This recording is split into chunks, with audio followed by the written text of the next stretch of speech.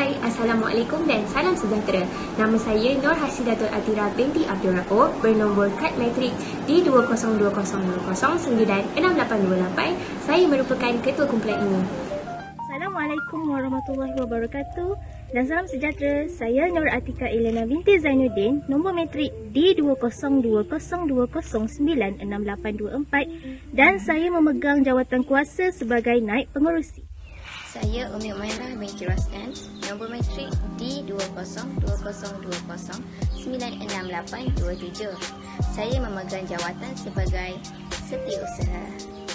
Assalamualaikum warahmatullahi wabarakatuh. Nama saya Nurunada binti Muhammad Asriza. Saya merupakan pelajar ijazah sarjana muda pendidikan sejarah. Nombor matrik saya adalah D2020096820. Saya memegang jawatan sebagai bendahari. Saya Kamalia binti Abdul Hamid, nombor matrik D202020096826, memegang jawatan sebagai AJK Hadiah. Assalamualaikum warahmatullahi wabarakatuh. Nama saya Muhammad Ali bin Zaki, nombor matrik D2020096829 dan saya memegang jawatan AJK pertandingan dalam grup Persatuan Bahasa Melayu Teori. Assalamualaikum warahmatullahi wabarakatuh. Nama saya Nur Sabrina binti Juhaidin, memegang nombor matrik D202020096821. Saya memegang jawatan sebagai AJK Islam.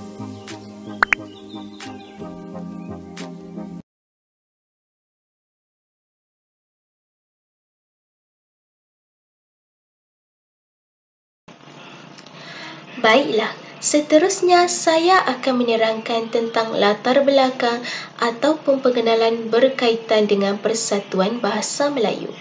Apakah itu Persatuan Bahasa Melayu? Persatuan Bahasa Melayu merupakan salah satu persatuan yang tersenarai di dalam kegiatan kurikulum sesebuah institusi pendidikan negara. Persatuan Bahasa Melayu ini ditubuhkan bersama-sama dengan persatuan dan kelab yang lain seperti Bahasa Inggeris, Seni dan Kebudayaan dan sebagainya. Persatuan Bahasa Melayu ini bergerak aktif sebagai suatu gerakan kecil di dalam institusi pendidikan bagi memenuhi garis pendidikan dan kurikulum pendidikan negara. Berdasarkan falsafah pendidikan kebangsaan, pendidikan di Malaysia adalah suatu usaha yang berterusan bagi memperkembangkan potensi individu secara menyeluruh dan bersepadu untuk melahirkan insan yang seimbang dan harmoni dari segi intelek, rohani, emosi dan jasmani berdasarkan kepercayaan dan kepatuhan kepada Tuhan. Di sini kita dapat lihat pendidikan di Malaysia memfokuskan terhadap aspek yang menyeluruh dan bukan berdasarkan pendidikan formal semata-mata. Maka, kewujudan persatuan dan kelab di institusi pendidikan merupakan satu daripada kaedah bagi memenuhi usaha tersebut dan Persatuan Bahasa Melayu ini juga merupakan suatu gerakan yang mampu memenuhi kehendak usaha secara menyeluruh yang disebut di dalam falsafah pendidikan kebangsaan. Hal ini demikian, isi kandungan Persatuan Bahasa Melayu ini bukan sahaja berpusat kepada akademik semata-mata, tetapi ia juga melibatkan penglibatan pelajar di dalam bidang kurikulum yang seimbang di samping menerapkan ilmu pendidikan secara formal kepada pelajar. Melalui Persatuan Bahasa Melayu yang diwujudkan di institusi pendidikan, ia dapat melahirkan kepelbagaian cita rasa, minat dan bakat pelajar berpandukan matlamat dan objektif yang disediakan. Oleh itu, ianya dapat melahirkan pelajar sebagai modal insan yang sangat berharga serta dapat menentukan arah kemajuan dan perkembangan pembangunan negara pada waktu akan datang. Sekian saja daripada saya. Seterusnya, saya berikan kepada pembentang yang kedua. Oke, seterusnya kita beralih pada rasional penumbuhan Persatuan Bahasa Melayu. Rasional yang pertama ialah dapat mengukuhkan pergaulan ataupun hubungan antara murid-murid ataupun murid-murid dengan guru tanpa mengira agama ataupun bangsa melalui aktiviti ataupun perjumpaan yang dijalankan. Seperti yang kita tahu, persatuan ini dia akan memberi kebebasan kepada murid-murid untuk menyertai persatuan ini tanpa mengira bangsa ataupun agama lah. Ia dapat mengeratkan hubungan kerana dengan perjumpaan ataupun aktiviti yang dijalankan akan menyebabkan mereka bergaul ataupun berinteraksi ataupun bekerja sama sesama mereka, dan ini dapat mengeratkan hubungan antara murid-murid tanpa mengira bangsa ataupun agama.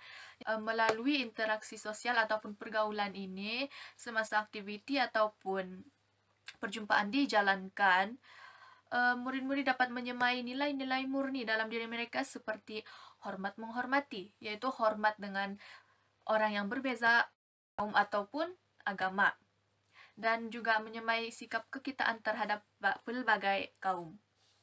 Rasional yang kedua ialah dapat menyerlahkan bakat ataupun potensi murid-murid. Ini kerana aktiviti yang dijalankan dalam Persatuan Bahasa Melayu seperti puisi, pantun, pengucapan awam ataupun forum dan banyak lagi aktiviti dapat menyerlahkan bakat mereka dan potensi mereka. Dengan aktiviti ini akan dapat menyerlahkan bakat terpendam yang ada pada seseorang murid. Dan aktiviti-aktiviti yang dilakukan ini dapat membina ataupun mengukuhkan minat dan bakat murid-murid dalam aktiviti yang diceburi. Oke, rasional yang seterusnya ialah berkomunikasi dengan secara berkesan ataupun dengan sopan. Aktiviti-aktiviti ataupun perjumpaan yang dilakukan oleh Persatuan Bahasa Melayu ini, dia akan dapat membina kemahiran komunikasi di kalangan murid-murid. Juga akan mengajar murid-murid untuk berkomunikasi secara sopan ataupun berkesanlah dengan orang lain. Ini kerana dalam Persatuan Bahasa Melayu ini, murid-murid terdiri daripada tingkatan 1 hingga tingkatan 6 dan sudah semestinya terdapat guru yang akan mengendalikan persatuan ini. Dan dengan guru-guru ataupun senior-senior mereka, murid-murid yang lebih muda yaitu tingkatan 1, 2 ataupun 3 akan terdedah dengan orang-orang yang lebih tua daripada mereka, dan mereka akan belajar untuk berkomunikasi dengan sopan dan bukan secara kasar. Komunikasi ini juga dapat diaplikasikan di luar sekolah. Dan yang seterusnya adalah dapat membantu murid-murid untuk cemerlang dalam ko-kurikulum dan juga kurikulum. Ini kerana murid-murid akan menyertai pertandingan ataupun aktiviti-aktiviti yang dijalankan oleh Persatuan Bahasa Melayu seperti pantun, puisi, pengucapan awam, dan banyak lagi. Yang seterusnya dapat membantu murid-murid untuk meningkatkan markah ko-kurikulum mereka. Ia juga dapat membantu murid-murid untuk cemerlang dalam kurikulum kerana aktiviti-aktiviti seperti pantun, aktiviti puisi dapat meningkatkan kreativiti mereka. Contohnya pantun. Aktiviti pantun ini dapat merangsang kreativiti dalam diri murid-murid dalam menghasilkan karya pantun, dan murid-murid akan mengenal ciri-ciri ataupun bentuk pantun. Dan apabila soalan mengenai pantun diajukan, mereka akan tahu ciri-ciri ataupun bentuk, ataupun mereka akan tahu untuk menghasilkan karya pantun. Baiklah, matlamat Persatuan Bahasa Melayu. Matlamat yang pertama ialah menyemai perasaan cinta dan meningkatkan minat murid bagi menggunakan bahasa Melayu semasa berkomunikasi sejajar dengan aspirasi negara. Ya, matlamat yang pertama ini penting kerana kita ingin meningkatkan lagi perasaan cinta dan minat seseorang itu dalam menggunakan bahasa Melayu semasa berkomunikasi. Seperti yang kita tahu bahawa bahasa Melayu ini merupakan bahasa rasmi negara dan bahasa kebangsaan negara. Jadi, kita perlu meningkatkan lagi perasaan cinta ini kepada bahasa Melayu kita ini. Dan tidak merendahkan bahasa Melayu kita ini.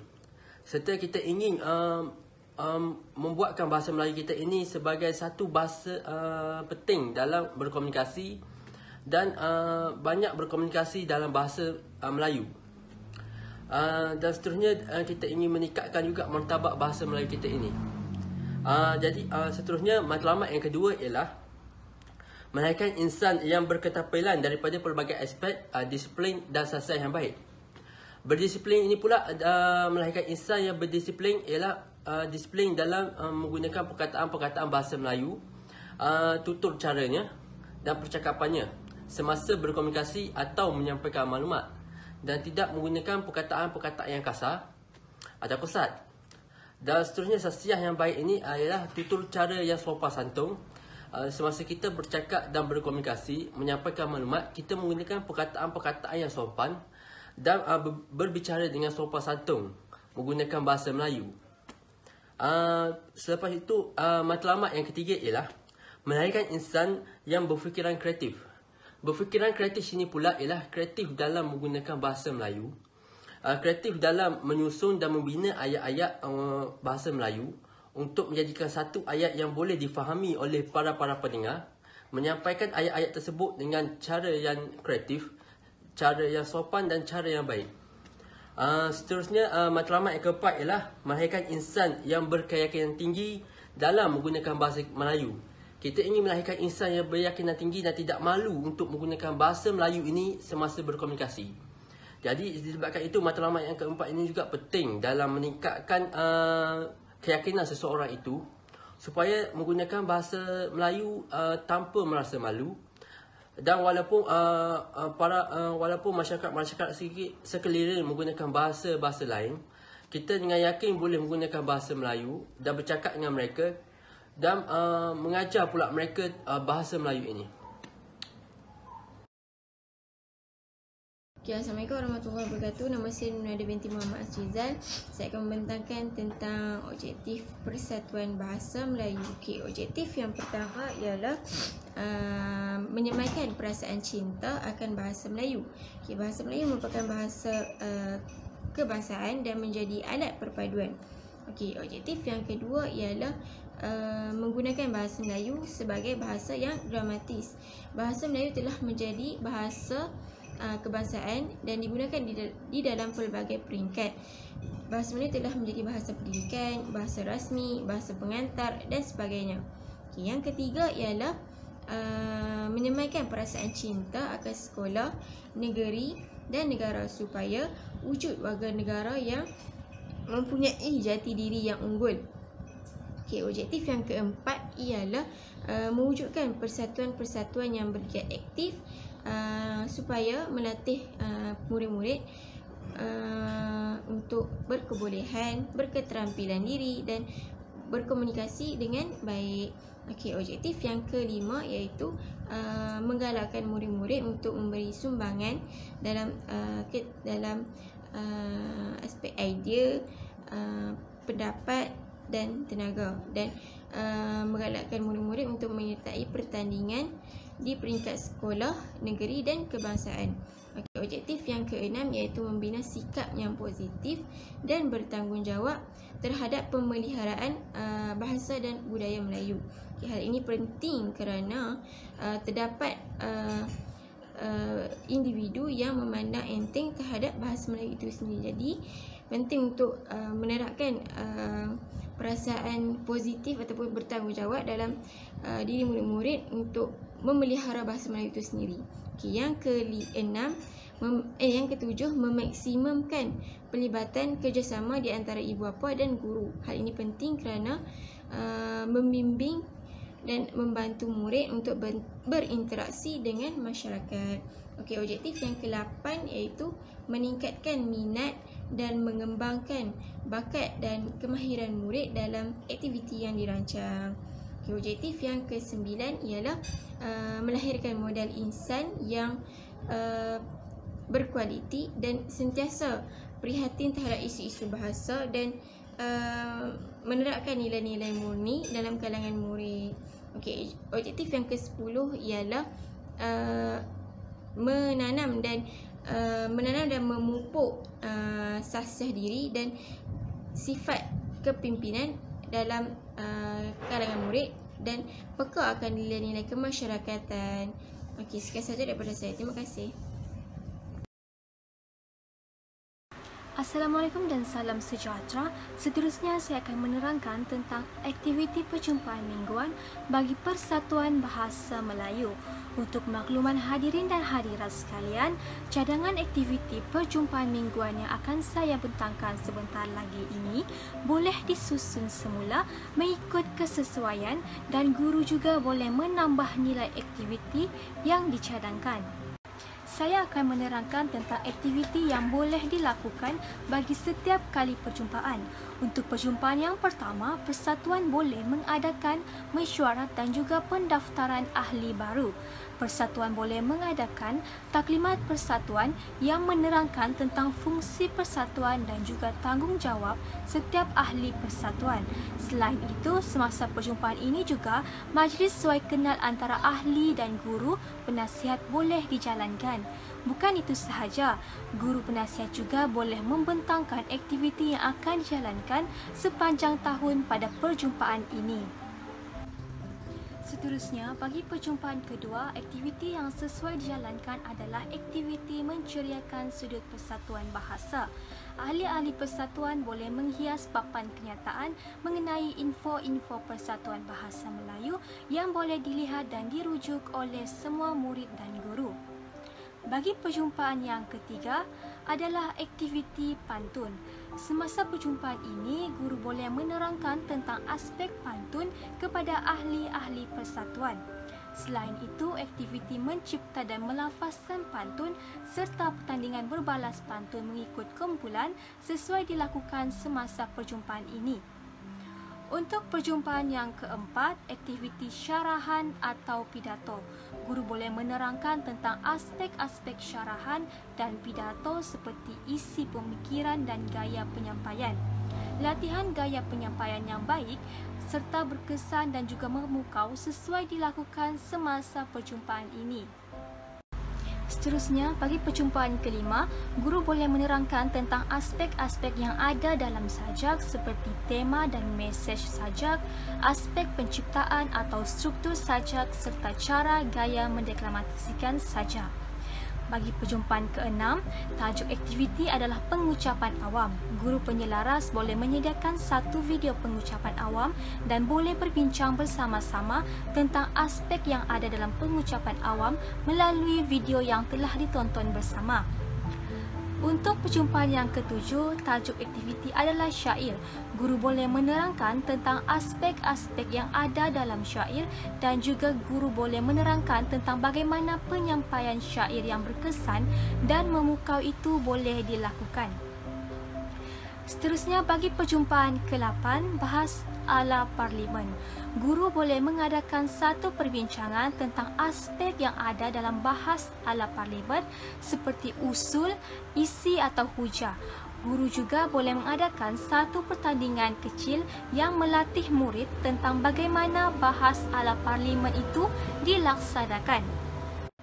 Seterusnya, bagi perjumpaan ke-9, tajuk aktiviti adalah forum ataupun wawancara.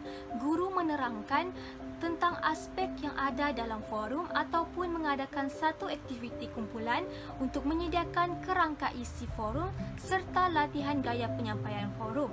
Perjumpaan ke-10 adalah aktiviti tentang penulisan kreatif. Guru dan murid boleh berbincang dan melakukan aktiviti bersama tentang penulisan kreatif seperti mencipta atau menulis cerpen. Bagi perjumpaan ke-11, aktiviti seperti permainan bahasa. Guru boleh menyediakan satu permainan bahasa sebagai contoh teka peribahasa. Guru akan menunjukkan cara permainan itu dilakukan dan juga aktiviti ini sangat seronok dilakukan dalam aktiviti kumpulan. Bagi perjumpaan ke-12, aktiviti menciptakan ucapan. Guru boleh membuat penerangan tentang bagaimanakah ucapan yang menarik boleh dibuat. Aktiviti menciptakan kreatif berserta ucapan yang menarik juga boleh dilakukan. Seterusnya, perjumpaan ke-13. Persatuan boleh mengadakan satu mesyuarat agung yang membentangkan dan mengesahkan minit mesyuarat yang lepas. Semasa mesyuarat ini juga, laporan tahunan dan laporan kewangan dibentangkan serta pembubaran jawatan kuasa lama dan melantik pengerusi sementara dilaksanakan. Seterusnya, perjumpaan yang ke-14. Ini adalah merupakan perjumpaan yang sangat dinanti-nantikan oleh para pelajar kerana para pelajar akan mengadakan satu kembara bahasa ataupun lawatan ke tempat-tempat yang menarik. Yang terakhir adalah perjumpaan ke-15. Bagi perjumpaan ini, satu jamuan akhir tahun ataupun majlis penghargaan akan dijalankan. Mesyuarat tentang jamuan akan dilaksanakan 2 minggu sebelum jamuan diadakan bagi sesi pembahagian tugas. Merdu bertingkah alunan suara, kadang tak sedar tersilap kata. Andai terlanjur patah bicara, serendah hati kemaafan dipinta. Itu sahaja daripada saya. Kita teruskan dengan rakan pembentang yang lain.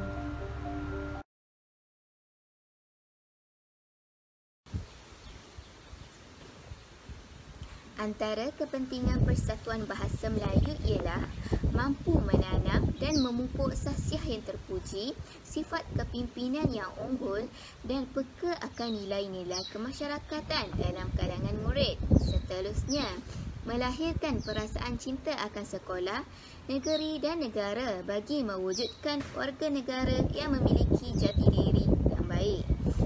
Selain itu, ia juga dapat mengembangkan minat, mencungkil bakat dan meningkatkan kemahiran murid dalam aktiviti yang dirancang. Di samping itu, ia juga dapat menanam minat murid terhadap mata pelajaran Bahasa Melayu dan mengembangkan kebolehan berkomunikasi dengan menggunakan perantaraan Bahasa Melayu. Bahkan, ia juga mampu menerapkan sifat kepimpinan dalam menimba ilmu dan mewujudkan semangat bertanggungjawab dan berdisiplin. Akhir sekali, ia mampu memberi pendedahan awal kepada para pelajar tentang masa hadapan dan kepentingan Bahasa Melayu dalam bidang pekerjaan.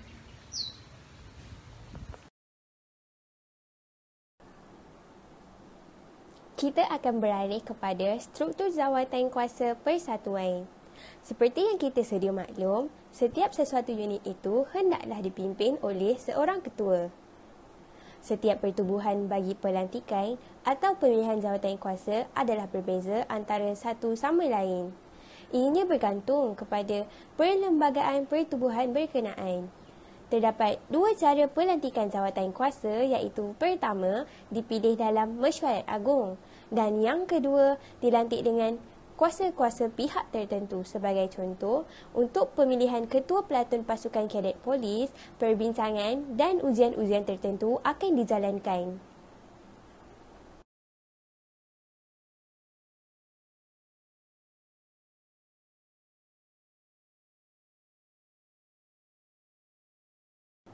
Seterusnya, jawatan yang ketiga ialah setiausaha.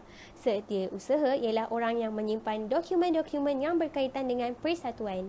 Setiausaha mestilah menguruskan hal-hal surat-surat menyurat dengan ahli persatuan, pentadbiran sekolah dan badan-badan luar. Beliau juga perlu menjemput dan mengedar surat panggilan semua jenis mesyuarat. Dalam sesebuah mesyuarat, setiausaha hendaklah mencatat dan menandatangani minit mesyuarat atau laporan kegiatan. Bukan itu sahaja, beliau juga perlu menyimpan pendaftaran keahlian serta mencatat kehadiran ahli. Tambahan, kita juga ada bendahari di dalam sesebuah organisasi. Bendahari bertanggungjawab berkenaan semua hal-hal kewangan persatuan. Orang yang dilantik ini perlulah bersikap amanah terhadap jawatan yang disandang. Beliau perlu membuat dan menyimpan kira-kira berkenaan semua perkara kewangan dan bertanggungjawab di atas kesahihannya. Bendahari juga mestilah menyediakan penyata kira-kira bulanan dan tahunan serta menandatanganinya. Malahan, bendahari perlu melaporkan kedudukan kewangan sekiranya diminta dalam mesyuarat jawatan kuasa. Laporan kewangan perlulah disediakan untuk diaudit dan dibentangkan dalam mesyuarat agung. Akhir sekali, ahli jawatan kuasa. Ahli jawatan kuasa mestilah membantu menjalankan tugas-tugas dalam segala program dan aktiviti yang ada. Ini merupakan contoh Carta Organisasi Persatuan Bahasa Melayu. Latar belakang penubuhan Persatuan Bahasa Melayu Universiti Malaya PBMUM pada asalnya ditubuhkan sebagai Persekutuan Bahasa Melayu di Singapura pada 29 Januari 1955. Gagasan utama membentuk persatuan ini berasal daripada Profesor Diraja Engku Aziz dan Pendeta Zakbar. Sokongan kuat daripada individu-individu dan sarjana di universiti, keahlian PBMUM terus meningkat daripada 202 kepada 721 pada tahun 1965. Prinsip utama PBMUM pada tahun 1954 adalah untuk menggesa kerajaan Malaysia untuk merasmikan bahasa Melayu sebagai bahasa kebangsaan Malaysia. Seterusnya, pada 1959, setelah Universiti Malaya di Kuala Lumpur ditubuhkan, pusat operasinya turut sama berpindah dan PBMUM mula mengalihkan perhatian kepada Malaysia. Pada tahun 1969, namanya diubah secara rasmi kepada Persatuan Bahasa Melayu Universiti Malaya PBMUM. Okey, pembentangan seterusnya saya akan membentangkan tentang perlembagaan PBMUM. Okey, PBMUM tu seperti kita sedia maklum, iaitu Persatuan Bahasa Melayu Universiti Malaya, iaitu persatuan yang tertua ataupun persatuan yang telah lama ditubuhkan sejak dahulu lagi, sejak dari tahun 1955, dan ia ditubuhkan oleh Pendeta Zakbar dan Profesor Engku Aziz. Okey, di dalam PBMUM ini kita dapat lihat ketekalan usaha-usaha PBMUM untuk memertabatkan ataupun prihatin terhadap isu-isu bahasa, budaya dan kesusasteraan Melayu di dalam perlembagaan PBMUM 1969. Okey, terdapat 5 perlembagaan di dalam PBMUM. Okey, perlembagaan yang pertama ialah berusaha untuk mengembangkan bahasa Melayu dan menggalakkan penggunaannya. Okey, Profesor Engku Aziz dan Pendeta Zakbar amat menegaskan supaya menegaskan tentang penubuhan Persatuan Bahasa Melayu terhadap mahasiswa Melayu supaya memainkan peranan dalam perkembangan dan kesusasteraan bahasa Melayu. Okey, perlembagaan yang kedua ialah memberi sumbangan yang konkret untuk perkembangan serta kemajuan kesusasteraan dan kekayaan perpustakaan Melayu. Okey, yang ketiga ialah mengembangkan kesenian dan kebudayaan Melayu. Okey, perlembagaan yang keempat ialah menggalakkan dan menjalankan pengajian dalam lapangan kesenian dan kebudayaan Melayu. Perlembagaan yang kelima ialah mengambil tahu berkenaan pelajaran bahasa Melayu dan berusaha untuk memberi sumbangan yang sewajarnya. Okey, sekian sahaja daripada saya. Terima kasih. Baiklah, tokoh kepimpinan Persatuan Bahasa Melayu Universiti Malaya. Tokoh utama yang mengasas Persatuan Bahasa Melayu Universiti Malaya ialah Profesor Diraja Engku Aziz dan Pendeta Zakbar. Nama sebenar Profesor Diraja Engku Aziz ialah Engku Abdul Aziz bin Engku Abdul Hamid. Beliau lahir pada 28 Januari 1922.